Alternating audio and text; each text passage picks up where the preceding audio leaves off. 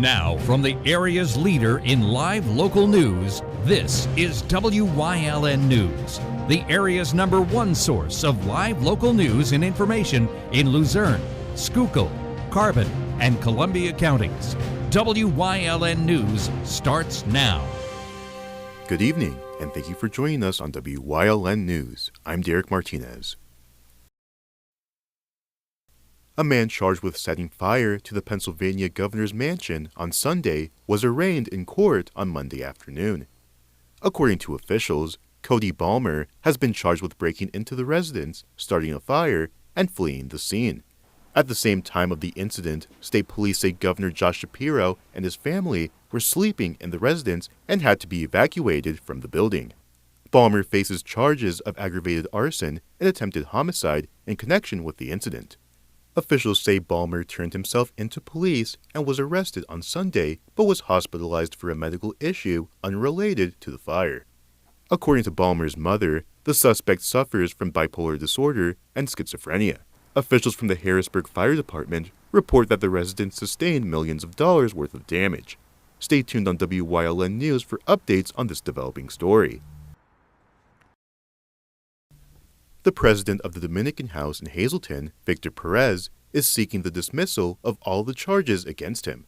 According to officials, Perez has been charged with aggravated assault and making terroristic threats following 2 incidents in 2023. The first incident took place on September 16th at the El Sabor de Mi Tierra restaurant on Alter Street. During the incident, Perez was charged with making terroristic threats, flashing a gun, and threatening to kill a woman. In the second incident, Perez is charged with shooting Bernardo Perez, the owner of the El Periodo de Quito, in the left wrist during a confrontation on South Vine Street. Officials note that Bernardo Perez and Victor Perez are not related. Victor Perez claims the shooting was in self-defense and that Bernardo Perez was armed with a knife. Victor Perez's attorney is now seeking the dismissal of all the charges against his client due to a reported lack of evidence. A hearing to discuss the matter has been scheduled for April 28th. Victor Perez remains free on bail pending the resolution of the cases.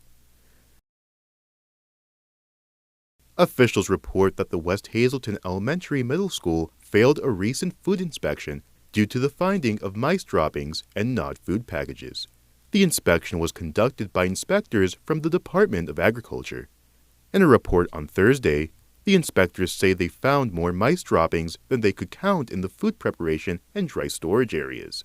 Superintendent Brian Uplinger said the district was working quickly to combat the issue with the help of licensed pest control professionals and was already seeing positive results. Uplinger said the improvement plan also includes enhanced cleaning, ongoing monitoring of the situation, and the sealing of entry points into the kitchen. According to officials, West Hazleton was found to be in compliance during the 5 previous inspections, with only 2 violations noted. Coming up on WYLN News, a new labor contract is approved by nurses at Geisinger. Plus, PennDOT officials visit the Wilkes-Barre-Scranton Airport to discuss Real ID. But first, we'll take a look at our 5-day forecast brought to you by the WYLN Weather Kits. We'll be right back.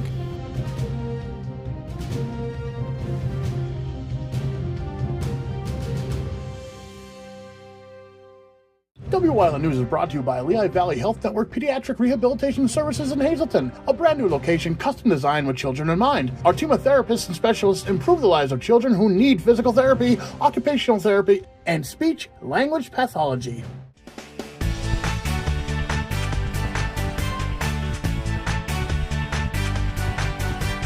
My name is Andy, and tomorrow is going to be partly cloudy.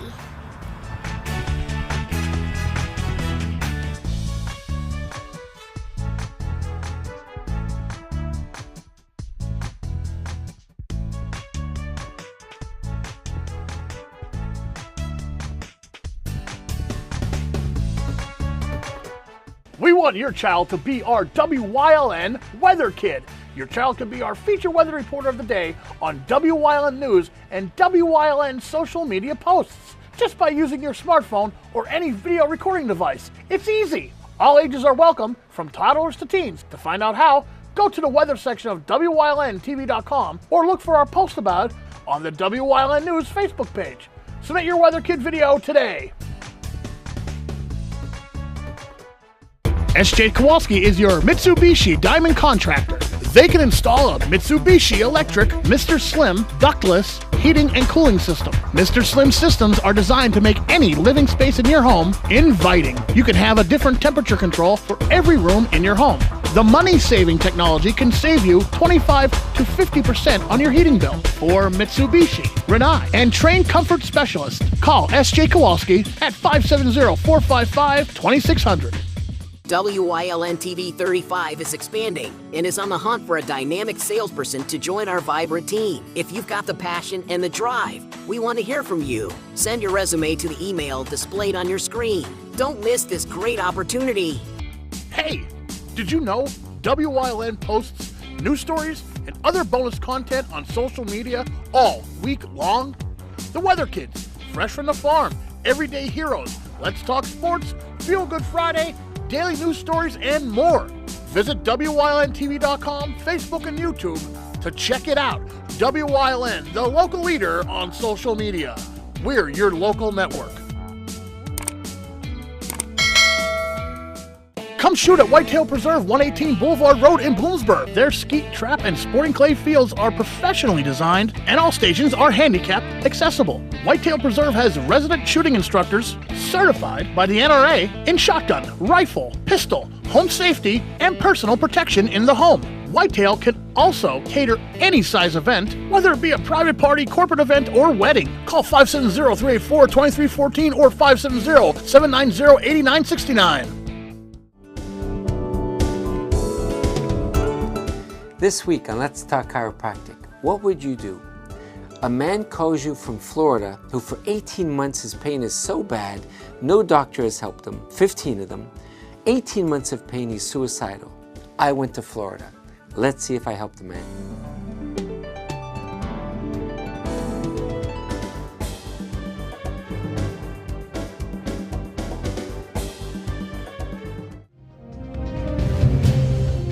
Welcome back to WYLN News. After 5 months of negotiations and a 5-day strike in February, the registered nurses at Geisinger Health Systems in Luzerne County have agreed to a new 3-year contract. According to union officials, the roughly 800 nurses from Geisinger Wyoming Valley, Plains Township, Geisinger South Wilkes-Barre, and Geisinger Healthplex in Pittston Township voted overwhelmingly to approve the agreement on Friday. Under the new contract, the union will receive pay raises of 13 to 26% over a 3-year period. Officials say the agreement also includes major improvements in benefits and safety, which will help the hospitals to retain and recruit staff members. In a statement on Saturday, Geisinger said they were pleased to have reached a mutually agreeable contract and that they are committed to remaining a top place to work for healthcare professionals in northeastern Pennsylvania.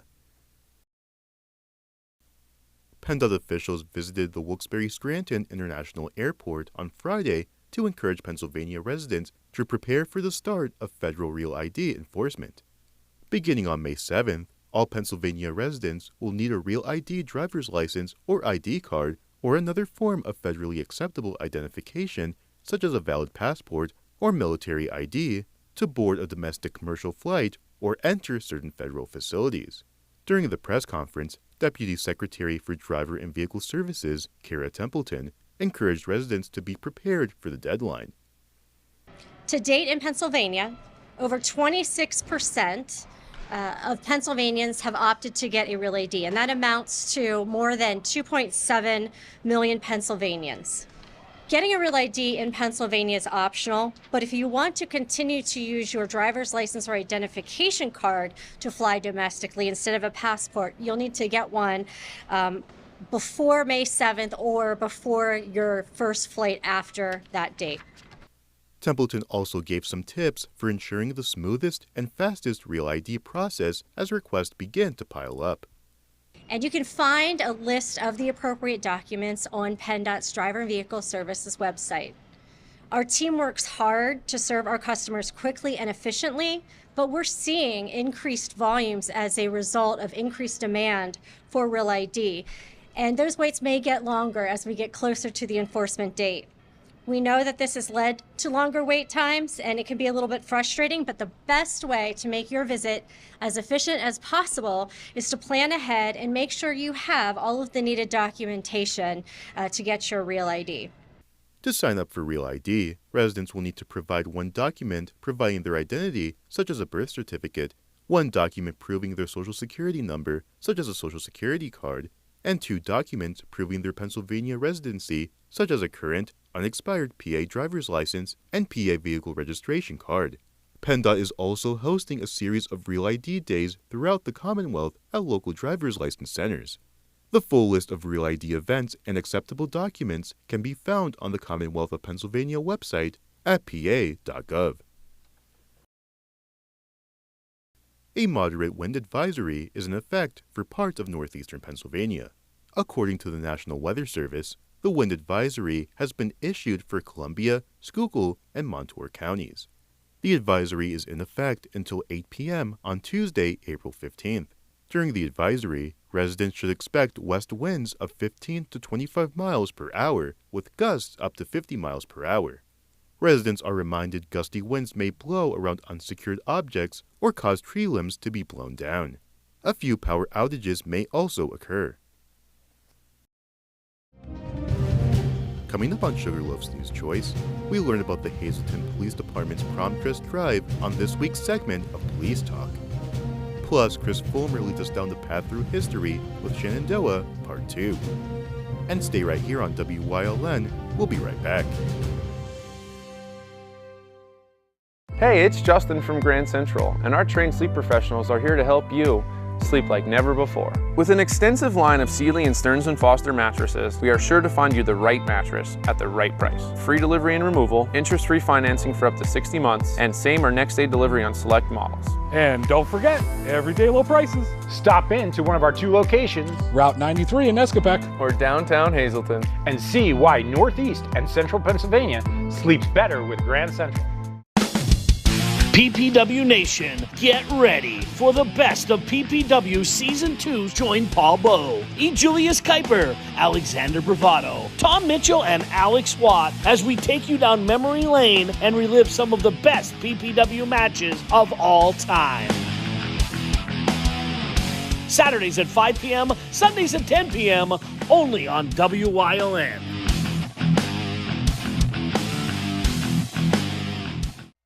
Something is out there. What it is, no one knows. However, since its first sighting, there have been numerous reports of strange lights in the night sky. Some say they are extraterrestrials, flying saucers. But to all of those seemingly unrelated uncertainties, there is one common thread. Watch Solo Spaceman on WYLN Thursdays at 1:30, Saturdays at 7, and Sundays at 4:30. Are you looking for a trustworthy publishing company to publish your book? One that understands the process and upholds Christian values in its business practices? Introducing Covenant Books, an author-friendly publisher who shares your beliefs and wants to publish your story. Call us today to get a free author packet to help get you started. We realize your book is unique, personal, and written with a higher purpose. That's the content we're looking for. We provide authors freedom and flexibility throughout the publishing process with professional book editing, award-winning design, and some of the highest royalty structures in the industry. Covenant distributes and sells your book online and in bookstores everywhere. We convert your book in ebook format and sell it on Amazon, Apple iTunes, and to these distributors. Our authors love us. So if you've written a biography, a devotional, a memoir, self-help, or any genre, we can help. Be like these authors and get your book published and sold today. Call right now for your free writer's guide. 1-800-215-3680. WYLN programming is online all the time. Visit our website at WYLNTV.com to check out archive shows and a live stream of our broadcasts. And don't forget to visit all of our social media pages for breaking news, weather, and sports. You can also head directly to our YouTube page for all our programming at youtube.com/WYLNTV35. Subscribe and ring that bell so you get notified every time there's a new show available online.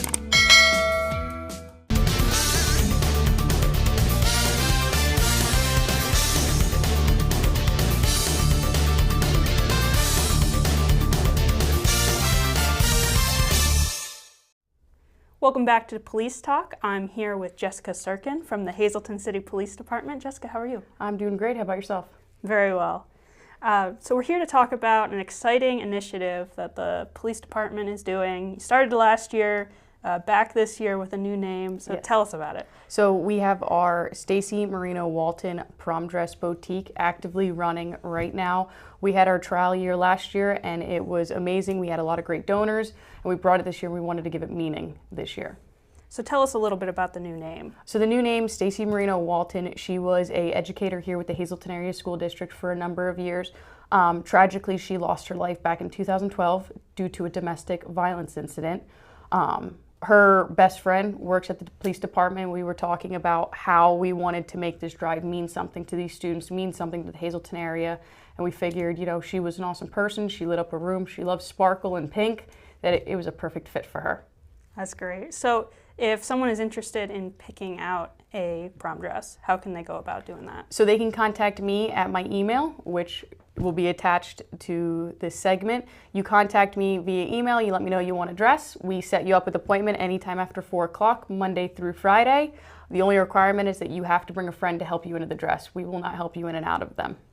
Sounds good. And are you still accepting donations or has that been cut off for the year?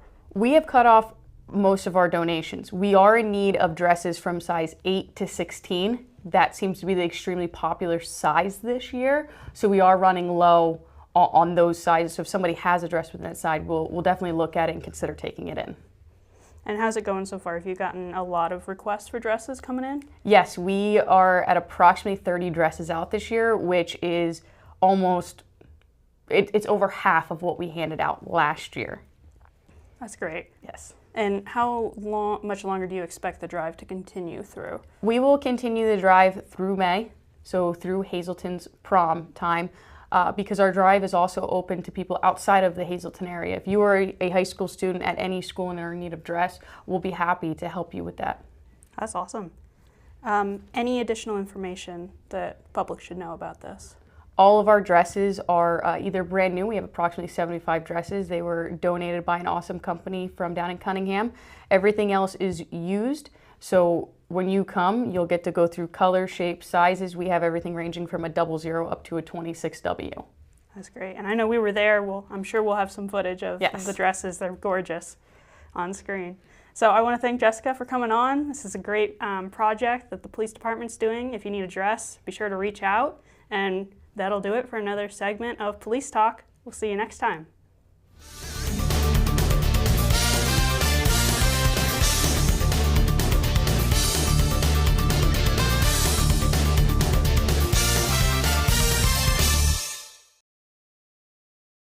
Lehigh Valley Health Network is now proudly part of Jefferson Health.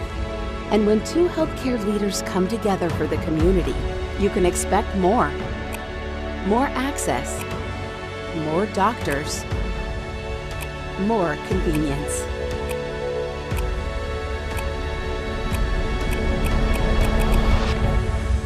Jefferson Health and Lehigh Valley Health Network.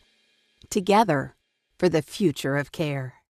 Come shoot at Whitetail Preserve, 118 Boulevard Road in Bloomsburg. Their skeet, trap, and sporting clay fields are professionally designed, and all stations are handicap accessible. Whitetail Preserve has resident shooting instructors certified by the NRA in shotgun, rifle, pistol, home safety, and personal protection in the home. Whitetail can also cater any size event, whether it be a private party, corporate event, or wedding. Call 570-384-2314 or 570-790-8969. PPW Nation, get ready for the best of PPW Season 2. Join Paul Bowe, E. Julius Kuiper, Alexander Bravado, Tom Mitchell, and Alex Watt as we take you down memory lane and relive some of the best PPW matches of all time. Saturdays at 5 p.m., Sundays at 10 p.m., only on WYLN.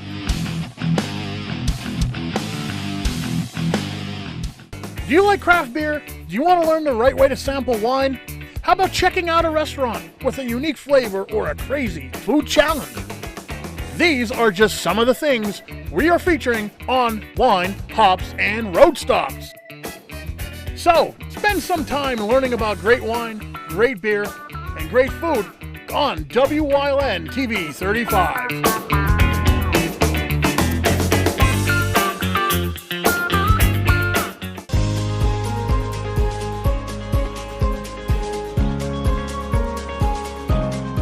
Hello, I'm Wyln historian Chris Fulmer. Pennsylvania's communities are filled with interesting history. Come with me as we discover the people, events, industries, and other historic facets of local towns.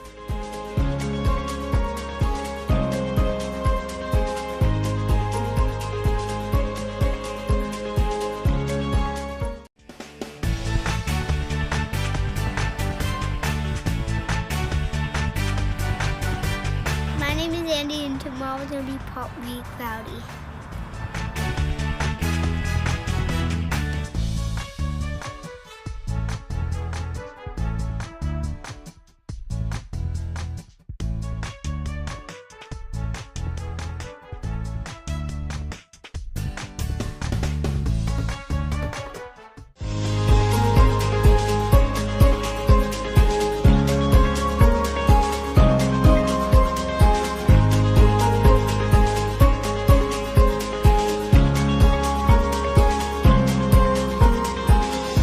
By the 1880s, the immigrant flood started to shift in composition. From the earlier Irish and German waves, the newcomers to Shenandoah started to be more of Eastern and Southern European descent. Polish, Slovak, and Ukrainian immigrants would be notable in their large numbers. Among the biggest ethnic groups to arrive were the Lithuanians. Desperate to escape the horrors of Tsarist Russia, where, among other indignities, their language was banned for almost 40 years, they saw opportunity in the coalfields and arrived by scores. Of course, they wanted a church to worship in. And so, in 1872, they opened what would be the very first Lithuanian Roman Catholic church in the entire United States, St. Casimir. After finding out, however, that it had been registered in Philadelphia as a Polish church instead, the Lithuanians broke away from the Poles that had joined the parish to form an exclusive house of worship. That church, to be named St. George, opened in 1891. It served the needs of Shenandoah's Lithuanian community for over a century before being closed in 2006 and demolished in 2010, against the wishes of its parishioners and the town. Nonetheless, the impact of Lithuania on Shenandoah remains great today, so much so that one can understand how it got the nickname the Vilnius of America. At one point, it had Lithuanian mayors for 42 consecutive years, and the very first Lithuanian language novel in the world, Algimantas, was in fact published in Shenandoah in 1904. Many of the other ethnic groups would set down their own churches, which would have deep roots in the community. The Poles would eventually make St. Casimir their own. Today is one of the oldest Polish parishes in the United States. St. Michael's Church, the oldest Ukrainian Byzantine Catholic church in America, also calls Shenandoah home. Other notable churches have also stood in the borough over the years as well, including St. John's Lutheran Church. By the dawn of the 20th century, Shenandoah had grown to a major metropolitan area, indeed the largest community in all of Schuylkill County, with approximately 5,000 more people than the county seat Pottsville. There had been occasional setbacks. An 1883 fire that had begun the U.S. Hotel had ended up torching 16 blocks and left 500 people homeless. But Shenandoah had rebuilt stronger than ever. As the 20th century dawned, it had the highest concentration of population within its 1 square mile boundary than any other community in the country, including New York and San Francisco's Chinatowns. It was also the only town in all of Pennsylvania to have 3 railroad stations, most notably for the Lehigh Valley Railroad, but also for the Pennsylvania Railroad and the Reading Railroad as well. In addition, Shenandoah also had the densest concentration of bars and saloons in any community in the country. 3 breweries operate in town over the years, most notably the Columbia Brewing Company, located on South Ferguson Street, which, apart from a 13-year shutdown during Prohibition, operated from 1894 to 1968, churning out such coal region favorites as Columbia 5-Star Porter, Gerbrau beer, and Sanders Club beer. Nonetheless, labor unrest lurked behind the scenes of vibrancy in town. Periodic strikes did break out by miners who wanted higher wages and better working conditions. Occasionally they would turn violent, as was the case in 1888, when mostly Polish workers rioted at the Cayley Run Colliery and were fired on by coal and iron police. And in 1902, Shenandoah would become an epicenter of the great anthracite strike that would sweep the entire coal region. Buoyed by limited successes in strikes called a few years earlier that swelled union membership, United Mine Workers President John Mitchell called for a widespread strike in May 1902 when owners had continued to refuse to listen to the workers' requests, hoping success with this strike would finally lead to their union being officially recognized by management. The strike would go on for 163 days all in all, shutting off most anthracite production in the region, which got merchants and government observers very worried that there would not be enough coal to go around the U.S. the following winter. Mitchell himself made an appearance in Shenandoah during the strike as part of a wider tour of the anthracite region, in which he urged the strikers to be peaceful and honorable, knowing good public relations would be critical to the miners' cause. Unfortunately, it was not to be as peaceful in Shenandoah. Several miners, desperate to provide for their families, crossed the picket lines and went back to work. This did not go over well with those miners who remained on strike. On the afternoon of July 20th, 1902, Schuylkill County Deputy Sheriff Wyln was personally escorting several miners who'd chosen to go back to work to their colliery through the First Ward when they were set upon by over 5,000 angry strikers. But all his attempts to get them to disperse failed, and he was stoned and forced to take shelter in the nearest railroad station to send out an SOS for help. Among those that answered the call was his brother Joseph, a hardware store owner in town. Joseph's efforts, however, would be all for naught, as the mob set upon him and beat him to death. Eventually, the police would show up, and shots would be fired, leaving 2 additional men dead. Faced with imminent urban chaos, local authorities called for help from Governor William A. Stone, who dispatched the 4th and 8th Regiments of the Pennsylvania National Guard to restore order. Setting up camp in Columbia Park, the National Guard would remain in Shenandoah until October 1902, by which time Mitchell had ended the strike following Theodore Roosevelt's decision to set up an arbitration board to hear the miners' complaints. This would be the first time in American history that the government had acted as an impartial force in labor battles. And in the end, although official recognition by ownership still eluded them, the United Mine Workers won some concessions, including higher pay and lower work hours for its members.